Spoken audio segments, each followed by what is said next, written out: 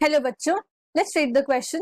The question says answer the following questions with respect to recombinant DNA technology. ये हमें कुछ questions दिए हुए हैं रिकॉम्बिनेंट डीएनए टेक्नोलॉजी के ऊपर, हमें बताना है उनके आंसर्स क्या होंगे। तो सबसे पहले हम इस क्वेश्चन में हमारा की कंसेप्ट देख लेते हैं। पहले तो इस क्वेश्चन में जो हमारा की कंसेप्ट बनेगा वो है आपका रिकॉम्बिनेंट डीएनए टेक्नोलॉजी, जिसको हम लोग आरडीएनए टेक्नोलॉजी के नाम से भी जानते हैं, या फिर रिकॉम्बिनेंट डीएनए जो इन्वेंट करा गया है उस टेक्नोलॉजी को हम कहते हैं recombinant DNA technology. Recombinant DNA technology क्या होती है? इसमें डीएनए मॉलिक्यूल लिया जाता है, आपका डीएनए मॉलिक्यूल लिया जाता है, मतलब इसको प्रिपेयर किया जाता है। कैसे प्रिपेयर करते हैं हम? यूजिंग वेरियस एंजाइम्स, बहुत सारे एंजाइम्स का यूज करते हैं हम यहाँ पे, और बहुत सारी टेक्निक्स यूज करते हैं हम लैब की, using various enzymes and techniques, क्योंकि लैब में हम प्रिपेयर कर रहे हैं इसको। किस लिए यूज करते हैं? To isolate DNA segment of interest, मतलब हमें डीएनए का एक सेगमेंट चाहिए होता है उस स्पेसिफिक कैरेक्टर का, उस सेगमेंट को आइसोलेट करने के लिए हम ये आरडीएनए टेक्नोलॉजी का यूज करते हैं। तो isolate DNA segment of interest. अब हम इसमें एक एक करके सारे क्वेश्चंस देखते हैं और उसको आंसर करते हैं। सबसे पहला क्वेश्चन है, why is plasmid considered to be an important tool in rDNA technology and from where can plasmids be isolated, any two sources. तो इस क्वेश्चन में हमसे पूछा जा रहा है कि जो प्लाज्मिड होते हैं उनको हम इतना इंपॉर्टेंट टूल क्यों कंसीडर करते हैं आरडीएनए टेक्नोलॉजी में, और प्लाज्मिड जो है कहाँ से हम लेते हैं, तो हमें उन दो सोर्सेस का नाम बताना है। सबसे पहले जानते हैं प्लाज्मिड्स क्या होते हैं। प्लाज्मिड्स होते हैं आपके यूनिट्स ऑफ डीएनए, डीएनए की यूनिट्स होती हैं जिनमें एक प्रॉपर्टी होती है। प्रॉपर्टी क्या होती है? ये अपने आप रेप्लिकेट कर सकते हैं। They have the property of replicating autonomously, अपने आप रेप्लिकेट करते हैं। तो इनके अंदर क्या होती है? इनके अंदर होती है एक ऑटोमेटिक रेप्लिकेटिंग पावर।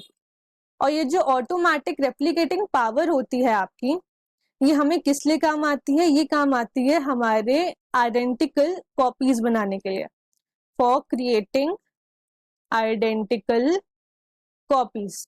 इसलिए हम प्लाज्मिड को यूज करते हैं। और वो दो जगह जहां से हम आइसोलेट करते हैं, तो आइसोलेट करते हैं हम पहले तो बैक्टीरियल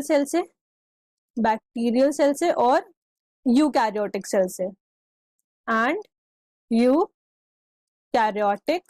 सेल से। अब इस क्वेश्चन का दूसरा पार्ट देखते हैं। दूसरा पार्ट है, explain the role of ori and selectable marker in a cloning vector. हमें ओराई और सिलेक्टेबल मार्कर का रोल बताना है क्लोनिंग वेक्टर में। तो सबसे पहले देख लेते हैं कि ओराई क्या होता है। ओराई ही वो जगह होती है जहां से रेप्लिकेशन की शुरुआत होती है, मतलब ori is actually origin of replication, origin है ये रेप्लिकेशन का। और ये क्या करता है? यही रिस्पॉन्सिबल होता है आपके, जैसे कि नाम बता रहा है कि रेप्लिकेशन को ओरिजिनेट कर रहा है, तो it is responsible for initiating replication. Replication की जो प्रोसेस होती है ना, उसको यही ओराई ही स्टार्ट करता है। ऑल्सो ये फॉरेन डीएनए की क्लोनिंग भी करता है, क्लोनिंग ऑफ फॉरेन डीएनए। दूसरा जो हमसे यहाँ पूछा गया है वो है आपका सिलेक्टेबल मार्कर। सिलेक्टेबल मार्कर जो होता है वो देखते हैं। तो जो हमारा सिलेक्टेबल मार्कर है वो यूजुअली हमारे एंटीबायोटिक रेजिस्टेंस जीन्स होते हैं। कौन होते हैं? हमारे एंटीबायोटिक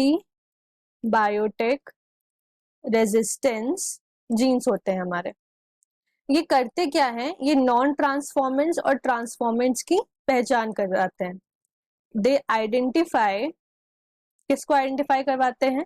ट्रांसफॉर्मेंट्स को, मतलब जो आगे प्रोसेस को लेके जाएंगे ट्रांसफॉर्मेंट्स को, और नॉन ट्रांसफॉर्मेंट्स को हमें बताते हैं, मतलब अलग करते हैं दोनों को, ट्रांसफॉर्मेंट्स एंड नॉन ट्रांसफॉर्मेंट्स।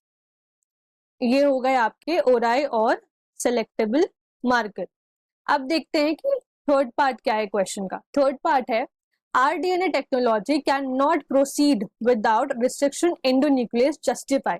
जो हमारी आरडीएनए टेक्नोलॉजी में बताना है कि वो क्यों जो है एक रिस्ट्रिक्शन एंडोन्यूक्लियस की बिना प्रोसीड नहीं कर सकती, उसको देखते हैं। तो जो हमारा रिस्ट्रिक्शन एंडोन्यूक्लियस होता है वो होती हैं हमारी मॉलिक्यूलर सीजर्स। इनको हम मॉलिक्यूलर सीजर्स भी कहते हैं। सीजर्स क्या काम करती हैं? काटने का। तो ये भी क्या करती हैं? कट करती हैं डीएनए स्ट्रैंड्स को। They help in cutting the DNA strands. DNA strands को कट करती हैं। किसमें कट करती हैं?